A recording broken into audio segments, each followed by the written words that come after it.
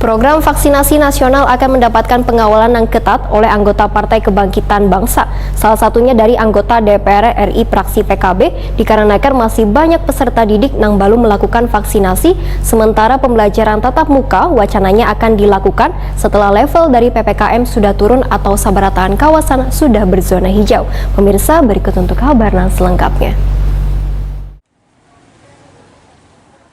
Program vaksinasi nasional akan mendapatkan pengawalan yang ketat oleh anggota Partai Kebangkitan Bangsa.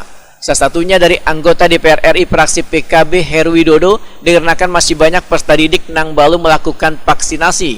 Sementara pembelajaran tatap muka wacananya akan dilakukan setelah level dari PPKM sudah turun atau seberatan kawasan sudah berzona hijau. Anggota DPR RI fraksi PKB Heru Widodo Wahidakuni Prima TV di sela-sela kegiatan program Vaksin Indonesia Bangkit di kantor DPP PKB Kalimantan Selatan Jalan Sultan Adam Banjarmasin Utara mulai besok Minggu 22 Agustus 2021 memandahkan PKB akan memperjuangkan mengawal program vaksinasi untuk kalangan pelajar atau peserta didik supaya generasi emas ini nantinya bisa melakukan kegiatan pembelajaran tatap muka dengan baik.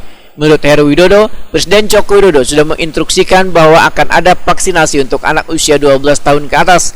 Vaksinasi untuk peserta didik inilah yang akan terus ditingkatkan. Heru Widodo mengaku sangat mendukung adanya pembelajaran tatap muka, namun beban peserta didik ini harus seberataannya sudah tervaksin.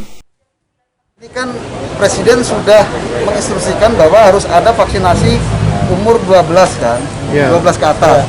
Nah, umur 12 ke atas itu adalah sebetulnya untuk anak sekolah.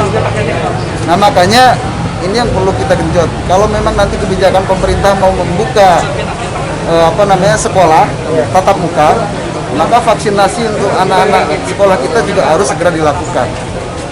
Jadi jangan sampai kemudian mereka juga belajar di rumah terus, karena mereka juga pengen belajar tatap muka supaya pembelajarannya lebih maksimal. Jadi vaksinasi dulu Pak ya, baru vaksinasi dulu, baru kemudian dibuka sekolah ya tatap muka.